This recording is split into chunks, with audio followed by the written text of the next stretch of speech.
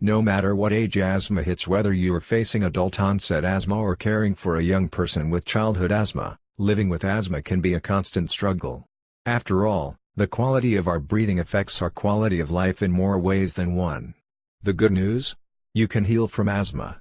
Once you understand its true causes, which are unknown by medical science and research, you can move forward with improving and healing this condition.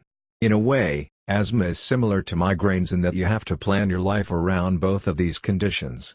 Before leaving the house, you may run through a checklist of questions. Will I be in an unfamiliar environment today? Did I pack my inhaler? Should I drive separately just in case? You may even question whether you are able to travel or experience new things. In short, nothing is simple when it comes to having a chronic illness, asthma included. To start, it is important to note that there are different types of asthma, not just one as medical communities believe.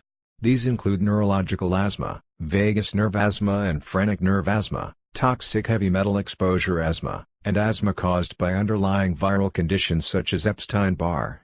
None of these types and causes of asthma are understood by medical science and research. Viral, toxic heavy metal exposure and neurological asthma. Low-grade viruses in the body can inflame the nerves and result in limited breathing. These breathing issues can leave doctors scratching their heads. A pulmonologist, for example, might not be sure of the cause of these symptoms, but will most likely assume one of two things: asthma or anxiety. Diagnosing patients that have breathing issues with anxiety is a common occurrence, and they can be linked due to the fact that asthmatic symptoms, including tightness of chest, are nerve-related. But the cause of the nerve issues are still not understood. And, when the breath is limited, the adrenals start releasing a lot of adrenaline. For many people, this results in a trip to the emergency room where the ER doctor might think their symptoms are indicative of the flu, anxiety, or a panic attack. Or if an asthma diagnosis is given, patients are often told it's an autoimmune condition or a genetic condition. This is another incorrect theory. What's really happening is that there is a low-grade viral infection in the body. There are stages of virus like Epstein-Barr virus, goes through, and in the later stages, the viruses produce neurotoxins, which are poisons that disrupt nerve function. Medical communities haven't yet discovered this truth, so they are unable to give you the correct information about what's behind your asthma, or any answer at all. From a neurological perspective, when you think about asthma, it is essential to consider the vagus nerve, which runs from the brain into the neck and chest and controls the abdomen and the function of the lungs. Equally significant is the phrenic nerve, which runs through the neck into the chest on each side. Both the vagus and phrenic nerves can do funny things in the chest, especially when there is a viral issue developing. Neuroasthma, for instance, is common among university students who are staying up late to study and party, and who are under real stress for the first time. What they are likely unaware of is a developing case of mononucleosis, caused by the Epstein-Barr virus, and/or streptococcus that could have been brewing for years, and which is triggered under stressful conditions. Medical science and research don't yet know that when a virus is present in the system, neurotoxins are released from the liver, float around in the body, and inevitably touch the vagus and phrenic nerves, causing inflammation and irritation in the chest, two of the symptoms of neuroasthma. Viruses are behind a countless number of chronic mystery illnesses. Asthma is no exception. Another cause of neuroasthma is toxic heavy metals, which feed viruses that then excrete the neurotoxins that inflame the phrenic and vagus nerves that are affected in cases of asthma. Both children and adults can be exposed to toxic heavy metals easily. Emotional stress and hardships can also be a trigger to underlying viral or bacterial conditions or lead to the release of excess adrenaline, all of which can lead to the onset of asthma. Emotional neuroasthma can present with similar symptoms to other brain-related asthmas. For any of these types of asthmas, inhalers are often prescribed. While inhalers can ease someone's symptoms because steroids calm the nerves, they don't address the root cause and are not a cure. Environmental irritants can also play a role in asthma. Separate from these different neuroasthmas is inflamed bronchial asthma. Inflamed bronchial asthma. When irritants are inhaled into the lungs, they can trigger the inflammation of the lungs and bronchial passageways. These triggers, i.e. dust, dirt, asbestos, etc., can be hard to avoid, especially if you are in a line of work such as woodworking, home construction, or engineering. In these environments, the bronchial tubes can become hypersensitive.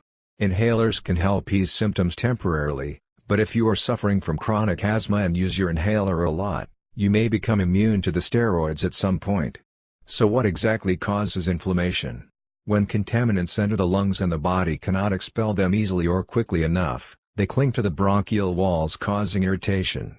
In this case, these contaminants sit on the mucus lining of the bronchial tubes, shifting back and forth as you breathe and your lungs expand and contract. What this means is that these contaminants are essentially acting like sandpaper. As they collect over time, they get stuck in the mucus lining, causing the bronchial tubes to become increasingly irritated. But environmental irritants are not solely to blame. Mucus plays a key role in the inflammation of the lungs and the weakening of the immune system. The truth about mucus. Mucus exists in everyone's body. At its best, mucus is a protective mechanism. We need to have healthy mucus in order to have a healthy immune system. The throat is an excellent example of this. A thin lining of mucus coats your throat so that you don't get a sore throat when you speak all day. However, there are places mucus should not be: the liver, the lymphatic system, the bloodstream, or our internal organs. Very simply, our bodies cannot get rid of the contaminants in healthy mucus if we have a buildup of mucus where it does not belong. Why? Excess mucus becomes hardened and putrefied. This keeps whatever irritants that are in your lungs from leaving the body. Unlike this unhealthy mucus buildup, healthy mucus produced when you have a cold is the body's way of fighting a virus. Healthy mucus allows the body to locate the virus and destroy it. So what causes this excess of mucus anyway? The answer: what you eat. If your diet is loaded with mucus-producing foods, the healthy mucus can't do its job to rid contaminants from the lungs. The body needs to be in good standing to use mucus effectively. Too much mucus increases inflammation, which only prolongs and intensifies breathing troubles and other asthmatic symptoms. Foods to avoid. The first step to clearing mucus from the body is eliminating dairy products, including milk, kefir, butter, cream, and cheese. If you are vegan or plant-based, this includes non-dairy cheeses, too, because soy is a mucus-producing food and nut and seed-based cheeses are typically very high in fat or fermented, which is hard on the liver. Eggs are another food that's critical to avoid because they feed viruses in the body. As you now know, underlying viruses can cause and worsen asthma. Whether you are dealing with viral, neuro or bronchial asthma, eliminating eggs will help you lower the amount of mucus, and therefore the amount of inflammation, in your body. Additionally, removing canola oil, soy, and pork will also start you on the path to healing. The fat content in each of these foods keep mucus from leaving the body in a natural, speedy manner. It's for this same reason that it's helpful to reduce the fat content in your diet in general if you're wanting to heal from asthma. If you eat a plant-based diet, lower the oils, seeds, and nuts in your diet by 50%. If you eat animal products, which are inherently high in fat, aim to only have them once a day at most, or ideally 2 to 3 times a week at most while healing. If you'd like to heal asthma as quickly and easily as possible, it could be very helpful to consider a plant-based diet until you are free from your symptoms. Grains are also best avoided when healing asthma, although a small amount of millet can be okay for some people. Similarly, try not to eat too many beans while healing from asthma. A little bit of chickpeas, hummus, and the occasional serving of lentils can be okay for some. What foods can you incorporate more of into your diet? While you shouldn't overindulge on nuts or fats, a little bit of hemp seeds and walnuts are beneficial for healing, along with some avocado. A larger focus should be placed on seeds than nuts, including pumpkin or sunflower.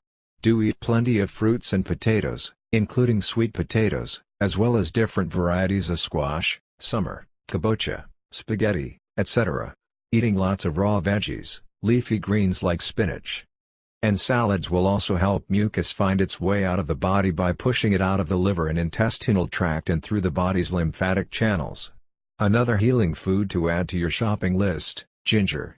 Regardless of the type of asthma you are struggling with, ginger will help boost your immune system, provide you with plenty of brain-friendly antioxidants, and reduce inflammation.